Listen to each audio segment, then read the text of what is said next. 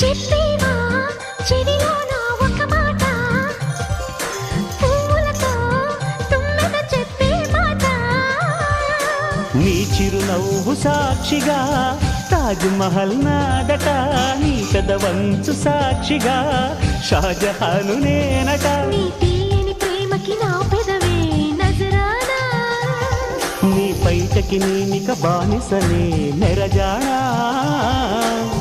అనంతాల ఆత్మ నీవై చేరుకున్న వేళలో, కోకలు కట్టిన కోయిలా ఓ కమ్మని కౌగిలియవే. తేనెలు మరిగిన తుమ్మెద కను చూపుల గారడి చేయకే.